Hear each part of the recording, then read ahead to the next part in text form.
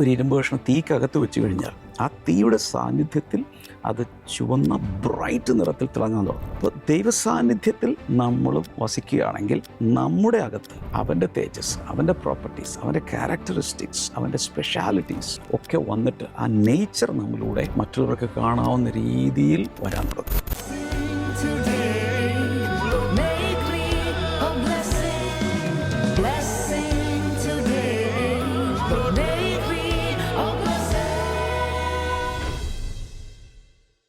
Blessing ടുഡേയിലേക്ക് എല്ലാ പ്രിയപ്പെട്ടവരെയും ഒരിക്കൽ കൂടെ ഞാൻ സ്വാഗതം ചെയ്യുന്നു.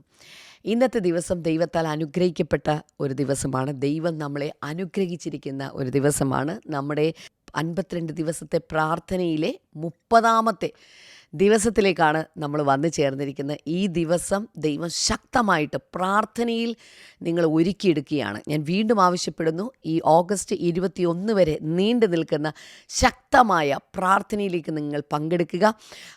ഓഗസ്റ്റ് 15-ാം തീയതി എല്ലാ നമ്മുടെ സ്വാതന്ത്ര്യദിന ആഘോഷം നടക്കുന്ന ദിവസമാണ്. അന്നത്തെ ദിവസം തന്നെ നമ്മുടെ എല്ലായിടത്തും നമ്മൾ ബ്ലെസ്സിങ് ടുഡേ പ്രെയർ ഡേ എന്ന പേരിൽ നമ്മുടെ രാജ്യത്തിന് വേണ്ടി, നമ്മുടെ ഭരണകർത്താക്കൾക്ക് വേണ്ടി ദൈവികമായ ന്യായവും നീതിയും ദൈവിക ഭരണ വ്യവസ്ഥകളും ഒക്കെ സ്ഥാപിക്കപ്പെടുവാൻ വേണ്ടി ഒക്കെ പ്രാർത്ഥിക്കുന്ന, അതോടൊപ്പം സഭകൾക്ക് വേണ്ടി, ദൈവദാസന്മാർക്ക് വേണ്ടി പ്രാർത്ഥിക്കുന്ന, അതോടൊപ്പം നിങ്ങൾ ഓരോരുത്തർക്കും വേണ്ടി, നിങ്ങളുടെ ഓരോരുത്തരുടെയും വ്യക്തിപരമായ വിഷയങ്ങൾക്ക് വേണ്ടി പ്രാർത്ഥിക്കുന്ന ഒരു ദിവസമാണ് ഓഗസ്റ്റ് 15. അന്ന് കൊച്ചിയിൽ നമുക്ക് രാവിലെ 10 മണി മുതൽ ഉച്ചയ്ക്ക് 3 മണി വരെ നീണ്ടു നിൽക്കുന്ന ശക്തമേറിയ ഒരു പ്രാർത്ഥന നടക്കുന്നുണ്ട്. പാസ്റ്റർ ഡാമിൻ ആൻ്റണി നേതൃത്വം നൽകുന്ന ആ പ്രാർത്ഥനയിലേക്ക് നിങ്ങളെ എല്ലാവരെയും ഞാൻ ഇപ്പോഴേ തന്നെ സ്വാഗതം ചെയ്യുകയാണ്. നിങ്ങൾ എവിടെയാണെങ്കിലും ഇപ്പോഴേ തന്നെ ലീവൊക്കെ ഉണ്ടെന്ന് എനിക്കറിയാം. പക്ഷേ ട്രെയിനും അതുപോലെ തന്നെ മറ്റെല്ലാം ബുക്ക് ചെയ്ത് നമ്മുടെ എല്ലാ ബ്ലെസ്സിങ് ടുഡേ സഭകളും കൊച്ചിയിലേക്ക് വരാൻ പോവുകയാണെന്ന്. അതുകൊണ്ട് നിങ്ങളും കടന്നു വരിക.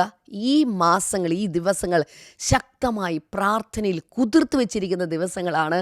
വരുന്ന ദിവസങ്ങളിൽ ഈ കുതിർത്ത് വെച്ചിരിക്കുന്ന വിത്തുകളെല്ലാം പൊട്ടും, അത് മുളയ്ക്കും, അത് വളരും, അത് വലുതാകും, അത് കായ്ക്കും, അത് വലിയ ഫലമുള്ളതാക്കി മാറ്റപ്പെടും. ഹല്ലേലൂയ. കർത്താവ് ധാരാളമായിട്ട് അനുഗ്രഹിക്കട്ടെ.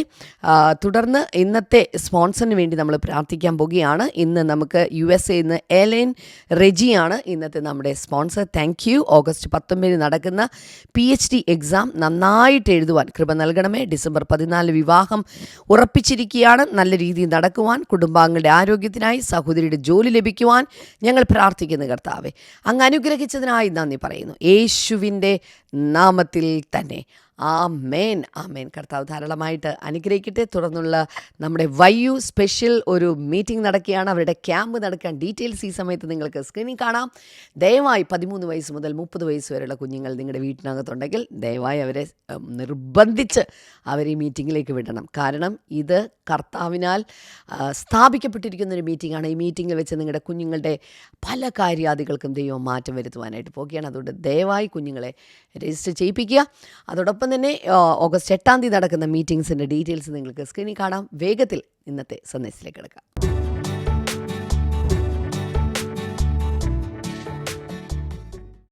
Welcome back. ഇന്ന് ജൂലൈ 30 വ്യാഴം.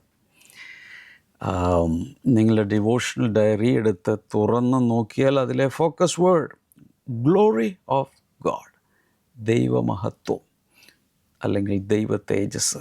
ഇപ്പോൾ തന്നെ നിങ്ങളുടെ യൂട്യൂബിൽ കാണുന്നവർ കമൻറ്റ് സെക്ഷനിൽ ടൈപ്പ് ചെയ്യുക ഗ്ലോറി ഓഫ് ഗോഡ്, ദൈവ മഹത്വം അല്ലെങ്കിൽ ദൈവത്തിൻ്റെ തേജസ്, ദൈവ തേജസ്. ഇന്നത്തെ focus verse Habakkuk chapter 2 verse number 14. The earth will be filled with the knowledge of the glory of the Lord as the waters cover the sea. സമുദ്രം വെള്ളം കൊണ്ട് നിറഞ്ഞിരിക്കുന്നത് പോലെ ഭൂമി യഹോവയുടെ പരിജ്ഞാനം കൊണ്ട് നിറഞ്ഞിരിക്കുന്നു. What a verse! Wow! Declaration നോക്കുക. God's glory shines through me today. ഇന്ന് ദൈവത്തിൻ്റെ തേജസ് എന്നിലൂടെ പ്രകാശിക്കുന്നു. His presence is revealed wherever I go.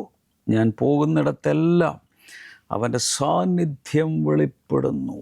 വാവ് വാവ് വാവ്! ഇന്നത്തെ പേജിലെ ബൈബിൾ റീഡിംഗ് പ്ലാൻ അനുസരിച്ച് വായിച്ചിന്നുറങ്ങുന്നതിന് മുൻപ് തന്നെ അത് ടിക്ക് ചെയ്യുക. Glory of God. എല്ലാവരും ഒന്ന് പറഞ്ഞേ, ഗ്ലോറി ഓഫ് ഗോഡ്. ദൈവത്തിൻ്റെ മഹത്വം, ദൈവത്തിൻ്റെ തേജസ്. നേരത്തെ ടൈപ്പ് ചെയ്യാതിരുന്നവർ ഇപ്പോൾ തന്നെ കമൻറ്റ് സെക്ഷനിൽ ടൈപ്പ് ചെയ്തിടുക. Number 1, God's glory is the manifestation of who he is. ദൈവമഹത്വം അഥവാ ദൈവ തേജസ് ദൈവം ആരാണോ അതിൻ്റെ വെളിപ്പെടലാണ്, അതിൻ്റെ പ്രദർശനമാണ്. ദൈവമാരാണോ അതിൻ്റെ പ്രദർശനമാണ് ദൈവമഹത്വം. It is the display or demonstration or manifestation of who he is, his personality, his very being. ദൈവമാരാണെന്നുള്ളതിൻ്റെ പ്രദർശനം. The glory of God is more than brightness or power or heavenly splendor. ഇപ്പോൾ ഈ ദൈവമഹത്വം അല്ലെങ്കിൽ ദൈവ തേജസ് എന്ന് പറയുന്നത് ദൈവത്തിൻ്റെ ഒരു ശോഭയുണ്ടല്ലോ, അതോ ദൈവത്തിൻ്റെ ശക്തി, അല്ലെങ്കിൽ ഒരു ഹെവൻലി സ്പ്ലെൻഡർ, അതിൻ്റെ ഒക്കെ അപ്പുറത്താണ് ദൈവമഹത്വം. It is the revelation of his nature. തൻ്റെ പ്രകൃതത്തിൻ്റെ പ്രദർശനമാണ്. വാവ്. When Moses asked to see God's glory, God revealed his character. മോശയ്ക്കൊരു വലിയ ആഗ്രഹം, ദൈവമേ നിൻ്റെ മഹത്വം എന്നെ കാണിക്കണമേ, എനിക്കത് മതി. ദൈവമഹത്വം അല്ലെങ്കിൽ ദൈവ തേജസ് കാണാൻ വേണ്ടി അവൻ പ്രാർത്ഥിച്ചു. ദൈവമേ നിൻ്റെ തേജസ് എനിക്കൊന്ന് കാണണം. ആ സമയത്ത് എന്താണ് വെളിപ്പെട്ടതെന്ന് തേജസ് കാണണമെന്ന് പറഞ്ഞപ്പോൾ, മഹത്വം കാണണമെന്ന് അദ്ദേഹം പ്രാർത്ഥിച്ചപ്പോൾ വെളിപ്പെട്ടത് എന്തായിരുന്നു? His character, his nature. ആ ദൈവമഹത്വം പ്രദർശിപ്പിക്കപ്പെടുന്ന ഒരു രംഗമുണ്ട്. എനിക്ക് തോന്നുന്നു ഏശയ്യാവിൻ്റെ പുസ്തകം 33:18-19 വചനങ്ങളിലാണ് മോശയുടെ ഭയങ്കരമായൊരു കരച്ചിൽ. Show me your glory. ദൈവമേ നിൻ്റെ തേജസ്സിനെ, നിൻ്റെ മഹത്വത്തെ എനിക്ക് കാണിച്ചു തരണമേ എന്ന് അദ്ദേഹം പ്രാർത്ഥിക്കുമ്പോൾ ദൈവമഹത്വം ഇങ്ങനെ പോവുകയാണ്. ആ സമയത്ത് ദൈവത്തിൻ്റെ ഒരു ഘോഷം അവിടെ കേട്ടത്. His goodness, his Mercy, his compassion, his faithfulness. അവിടെ പ്രഘോഷിക്കപ്പെട്ട ചില കാര്യങ്ങൾ. ഒന്ന്, ദൈവത്തിൻ്റെ നന്മ, ദൈവം നല്ലവനാണ്. വാ. രണ്ടാമൻ്റെ കരുണ. മൂന്നവൻ്റെ വിശ്വസ്തത. ഇതെല്ലാമാണ് കമ്പാഷൻ, അവൻ്റെ മനസ്സലിവ്. ഇതെല്ലാമാണ് അവിടെ വെളിപ്പെട്ടത്. പുറപ്പാട് പുസ്തകം 34-6-7 വചനങ്ങൾ വായിക്കുമ്പോൾ the Lord compassionate and gracious. അവിടെ പ്രഘോഷിക്കപ്പെടുന്നത് അങ്ങനെയാണ്. The Lord compassionate and gracious. അവൻ കരുണയുള്ളവനും മനസ്സലിവുള്ളവനും കൃപാലുവും ഒക്കെ ആകുന്നു. സങ്കീർത്തനങ്ങൾ 19:1 വായിച്ച് നോക്കണം. അവിടെ കാണുന്ന the heavens declare the glory of God. ആകാശം അല്ലെങ്കിൽ ആകാശവിധാനം അവൻ്റെ മഹത്വത്തെ വർണ്ണിക്കുന്നു അഥവാ പ്രഖ്യാപിക്കുന്നു. എപ്പോഴെങ്കിലും ആകാശത്തേക്ക് നോക്കിയാൽ അപ്പോൾ ഓർക്കണം, ഇത് ആകാശവിധാനം ദൈവത്തിൻ്റെ മഹത്വത്തെ വർണ്ണിക്കുന്നു. Hallelujah. God's glory is not merely something he possesses, it is the visible expression of who he is. ദൈവമഹത്വം എന്ന് പറയുന്നത് തനിക്കുള്ള എന്തെങ്കിലും ഒരു കാര്യമല്ല, പകരം it is the visible expression of who he is. അദൃശ്യനായ ദൈവം ആരാണോ അത് താൻ ആരാണെന്നുള്ളതിൻ്റെ ഒരു പ്രദർശനമാണ്. Who God is. അത് കാണുമ്പോൾ നമുക്കറിയാം ഇതാണോ ദൈവം. Number 2, humanity was created to reflect God's glory. മനുഷ്യൻ സൃഷ്ടിക്കപ്പെട്ടത് ദൈവത്തിൻ്റെ മഹത്വത്തെ പ്രതിഫലിപ്പിക്കാൻ വേണ്ടിയിട്ടാണ്, അല്ലെങ്കിൽ ദൈവമഹത്വത്തെ പ്രതിഫലിപ്പിക്കുവാൻ വേണ്ടി അല്ലെങ്കിൽ വെളിപ്പെടുത്തുവാൻ വേണ്ടിയാണ് മനുഷ്യൻ സൃഷ്ടിക്കപ്പെട്ടത്. From the beginning, mankind was created to display God's image on the earth. തുടക്കം മുതലെടുത്തോ, ആദ്യ സമയം മുതൽ mankind was created to display his image on the earth. മനുഷ്യനെ ദൈവം സൃഷ്ടിച്ചത് തന്നെ ദൈവത്തിൻ്റെ സ്വരൂപത്തെ ഭൂമിയിൽ വെളിപ്പെടുത്താൻ വേണ്ടിയിട്ടാണ്. അതുകൊണ്ടാണ് സൃഷ്ടിച്ച നാളിൽ ദൈവം തന്നിൽ തന്നെ പറഞ്ഞത്, അതായത് പിതാവ്, പുത്രൻ, പരിശുദ്ധാത്മാവെന്ന് ത്രിയേക ദൈവം തമ്മിൽ സംസാരിച്ചത് എങ്ങനെയാണ്? നാം നമ്മുടെ സ്വരൂപത്തിലും നമ്മുടെ സാദൃശ്യത്തിലും മനുഷ്യനെ നിർമ്മിക്കാം. അപ്പം ദൈവത്തിൻ്റെ സ്വരൂപവും സാദൃശ്യവും മനുഷ്യനിൽ വന്നു. എന്നാൽ സംഭവിച്ചത്, പാപത്തിൽ വീണ മനുഷ്യന് ഒരു ഡിസ്റ്റോർട്ടഡ് ഇമേജാണുള്ളത്. ദൈവത്തിൻ്റെ സ്വരൂപവും ദൈവത്തിൻ്റെ ആ സാദൃശ്യമൊക്കെ ഡിസ്റ്റോർട്ടഡായിപ്പോയി. അതിൻ്റെ കോലം മാറിപ്പോയി, വേറൊരു രീതിയിലേക്ക് അത് മാറി. എന്നാൽ യേശു ഈ ഭൂമിയിലേക്ക് വന്നത് അത് തിരിച്ചു പിടിക്കാൻ വേണ്ടിയിട്ടാണ്. മനുഷ്യന് നഷ്ടപ്പെട്ട ദൈവത്തിൻ്റെ സ്വരൂപവും ദൈവത്തിൻ്റെ സാദൃശ്യവും, അഥവാ ആ ഇമേജ് തിരിച്ചു കൊണ്ടുവരാൻ വേണ്ടിയിട്ടാണ് യേശു ഈ ഭൂമിയിലേക്ക് വന്ന് നമുക്ക് വേണ്ടി പാപത്തിൻ്റെ പരിഹാരം വരുത്തിയത്. അപ്പോൾ നമ്മൾ മനസ്സിലാക്കേണ്ടത്, the purpose of salvation is not merely getting people to heaven, it is restoring God's glory in human lives. അപ്പോൾ ഈ രക്ഷയുടെ ഉദ്ദേശം എന്ന് പറയുന്നത് കുറേ ആളുകൾ സ്വർഗത്തിൽ കൊണ്ടുപോവുക എന്ന രീതിയിൽ മാത്രം കാണരുത്. പകരം നഷ്ടപ്പെട്ടു പോയ മനുഷ്യനിലുണ്ടായിരുന്ന ദൈവ തേജസ്സിനെ തിരിച്ചു കൊണ്ടുവരിക എന്നുള്ളത് അതിൻ്റെ വളരെ പ്രധാനപ്പെട്ട ഒരു ഉദ്ദേശ്യമാണ്. റോമാലേഖനം 8:29 conformed to the image of his son, അവൻ്റെ പുത്രൻ്റെ സാദൃശ്യത്തിലേക്ക്, അതേ പ്രതിമയായി രൂപാന്തരപ്പെടുന്നതിനെക്കുറിച്ച് പറഞ്ഞിരിക്കുന്നു. 2 കൊരിന്ത്യർ 3:18 being transformed into his image with ever increasing glory. അവിടെയും പറയുന്നത് നാം രൂപാന്തരപ്പെട്ട് അവൻ്റെ മേൽക്കുമേൽ, അഥവാ തേജസ്സിന്മേൽ തേജസ് പ്രാപിച്ച് അവനെപ്പോലെ ആയിത്തീരാൻ. മത്തായി സുവിശേഷം 5-ാം അധ്യായത്തിൻ്റെ 16-ാമത്തെ വചനത്തിൽ, let your light Shine before others, നിങ്ങളുടെ പ്രകാശം മറ്റുള്ളവരുടെ മുമ്പിൽ വിളങ്ങട്ടെ, അല്ലെങ്കിൽ നിങ്ങളുടെ പ്രകാശം മറ്റുള്ളവരുടെ മുമ്പിൽ പരക്കട്ടെ എന്ന് പറയുന്നു. അതിൻ്റെ അർത്ഥം, നമുക്ക് സ്വയമായി പ്രകാശം ഒന്നും തന്നെയില്ല. ചന്ദ്രൻ സൂര്യനിൽ നിന്നും പ്രകാശം കടമെടുത്തിട്ടാണ് തിളങ്ങിക്കൊണ്ടിരിക്കുന്നത്, അല്ലെങ്കിൽ പ്രകാശിച്ചുകൊണ്ടിരിക്കുക. ഇതുപോലെ ദൈവത്തിൻ്റെ തേജസ്സിനെ നാം നമ്മിലേക്ക് എടുത്തിട്ട് മാത്രമേ നമുക്കത് പുറത്ത് കാണിക്കാൻ സാധിക്കൂ. The world should see something of God when it sees his people. ഈ ലോകം ദൈവജനത്തെ നോക്കുമ്പോൾ ദൈവത്തിലുള്ള ചിലത് അവരിൽ കാണണം. ദൈവത്തിൻ്റെ ചില എലമെൻറ്റ്സ്, ദൈവത്തിൻ്റെ ചില നേച്ചർ, ദൈവത്തിൻ്റെ പ്രോപ്പർട്ടീസ്, ക്യാരക്ടറിസ്റ്റിക്സ് ദൈവമക്കളിൽ, ദൈവജനം എന്ന് വിളിക്കപ്പെടുന്നവരിൽ കാണണം. എങ്കിൽ മാത്രമേ അവർക്ക് ഇവർ ദൈവമക്കളാണ്, ഇതുപോലെ എനിക്കാകാൻ കഴിയും, ഇതുപോലെ എനിക്കും പാപത്തിൽ നിന്ന് പുറത്തു വരാൻ കഴിയും എന്ന് മനസ്സിലാകുകയുള്ളൂ. വിശ്വാസികളെ കർത്താവ് വിളിച്ചിരിക്കുന്നത് കർത്താവിൻ്റെ തേജസ്സിനെ പ്രതിഫലിപ്പിക്കാനാണ്.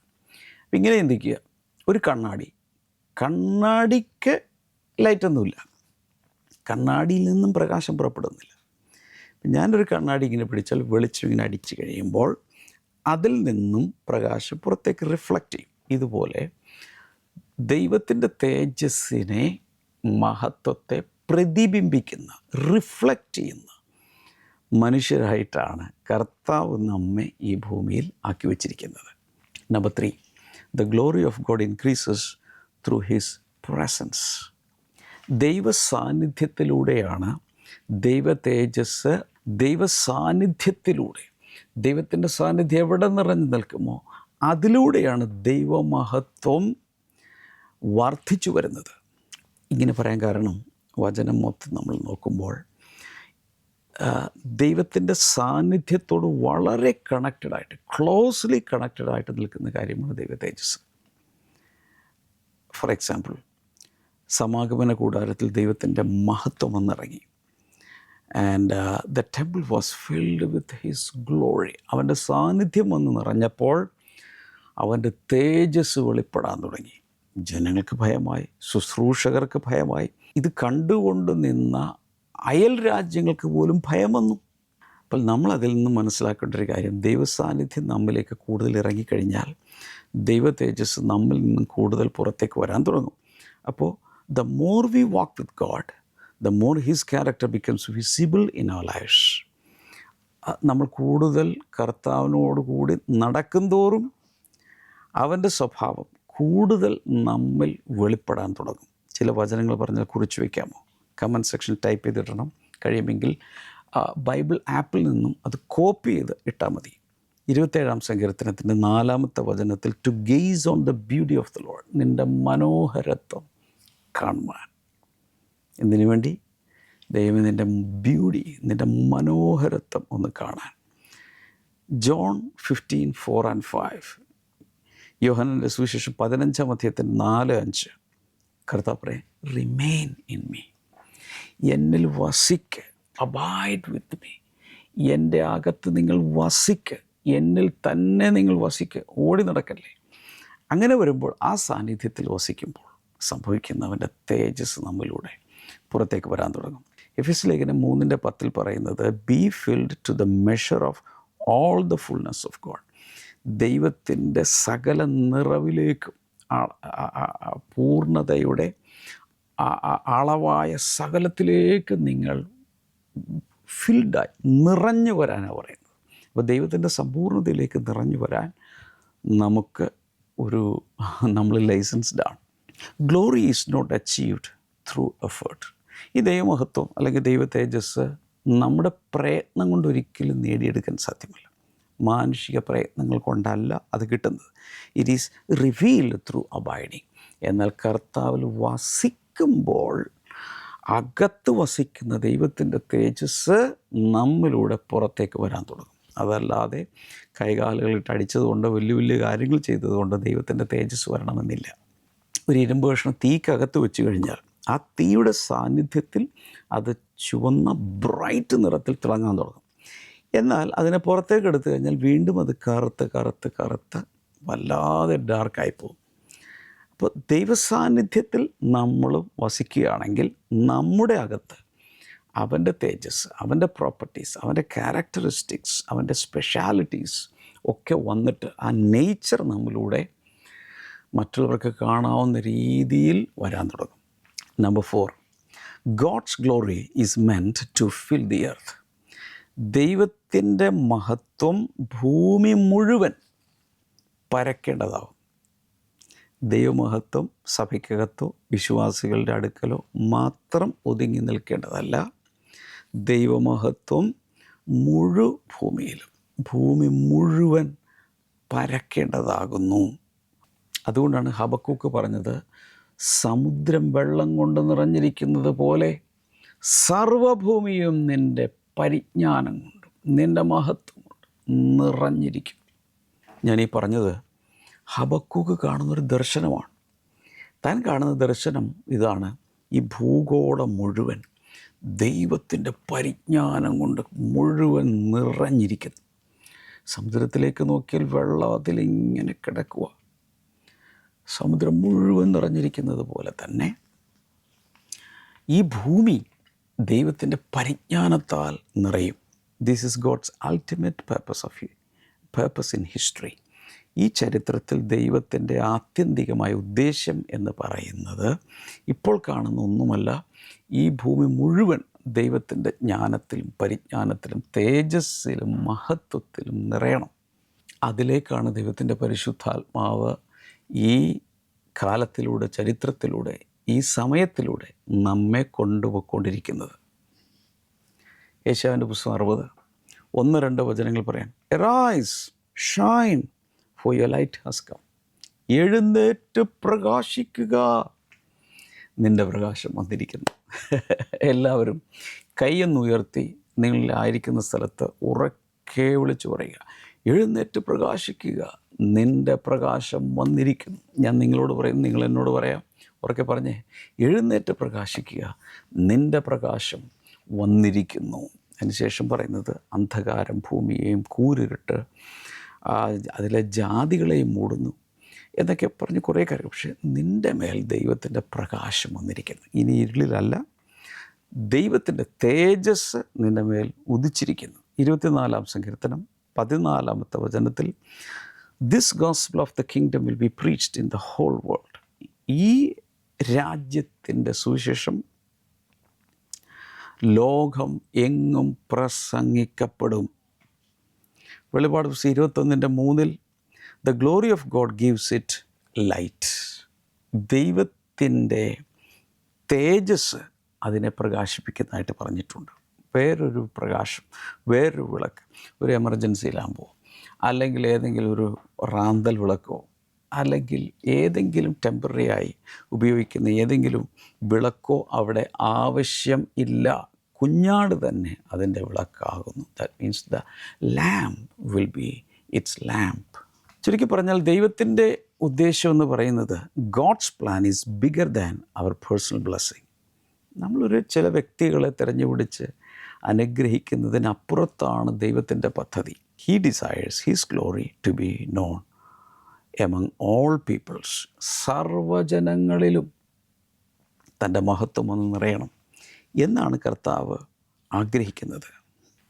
അപ്പോൾ ദൈവത്തിൻ്റെ ആത്യന്തിക ഉദ്ദേശം എന്ന് പറയുന്നത് ഒരു കൊച്ചു കൂട്ടത്തിനുള്ളിൽ മാത്രമേ ഈ തേജസ് ഒതുങ്ങി നിൽക്കണമെന്നുള്ളതല്ല. രാവിലെ സൺറൈസ് വരെയാണ്. സൂര്യൻ ഇങ്ങനെ ഉദിച്ചു വരുന്ന സമയത്ത് ഓക്കെ കുറച്ച് ഇവിടെ ഇത്രയും പാച്ച്, ഇത്രയും വീടുകൾക്ക് അങ്ങ് വെളിച്ചം കൊടുത്തേക്കും. അത് കഴിഞ്ഞ് ഇനി ഇങ്ങോട്ട് പോയി ഭൂമധ്യരേഖയുടെ അതും കഴിഞ്ഞിട്ട് ഇപ്പുറത്ത് വന്ന് ഈ ഭാഗമുണ്ട്, അവിടെ കുറച്ച് വെളിച്ചം കൊടുത്തേക്കും.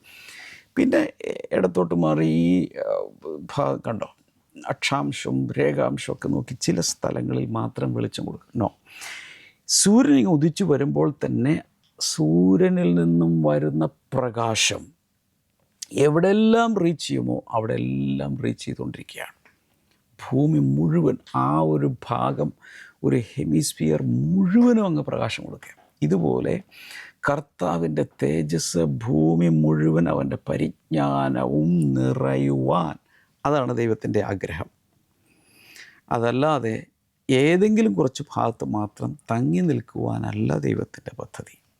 ഞാൻ പറഞ്ഞു വരുന്നത്, ഈ ദൈവത്തിൻ്റെ തേജസ്സിന് വേണ്ടി ആഗ്രഹിക്കുകയും മോശെ പ്രാർത്ഥിച്ചതുപോലെ ഷോ മീ യുവർ ഗ്ലോറി, ദൈവമേ നിൻ്റെ തേജസ്സിനെ ഒന്ന് കാണിച്ചു തരണം, നിൻ്റെ മഹത്വത്തെ ഒന്ന് കാണിച്ചു തരണം, വേറെ ഒന്നും എനിക്ക് വേണ്ട എന്നതുപോലെ സീക്കേഴ്സ് ഓഫ് ഗോഡ്സ് ഗ്ലോറി, ദൈവ മഹത്വത്തെ തേടുന്നവരായി നമ്മൾ മാറുമെങ്കിൽ അവൻ്റെ തേജസ് നമ്മിലൂടെ വെളിപ്പെടാൻ തുടങ്ങും. നമുക്ക് ഒരുമിച്ച് പ്രാർത്ഥിക്കാം. കർത്താവേ, ഇന്നത്തെ സന്ദേശം കേട്ട എല്ലാവർക്കുമായി ഞാൻ പ്രാർത്ഥിക്കുന്നു. യേശു കർത്താവിൻ്റെ നാമത്തിൽ ഷോൾഡർ പെയിൻ മാറിപ്പോകട്ടെ.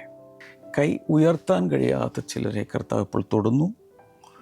ആ രോഗസൗഖ്യം നിങ്ങൾ സ്വീകരിക്കുക യേശുവിൻ്റെ നാമത്തിൽ. സംശയിക്കാതെ വിശ്വസിക്കുക. ചില ബ്രേക്ക് ത്രൂസ് പരിശുദ്ധാത്മാവ് നിങ്ങൾക്ക് നൽകുകയാണ്. In the name of Jesus. പൊള്ളലേറ്റ ശരീരഭാഗങ്ങൾ പൂർണ്ണമായി സൗഖ്യമാകട്ടെ.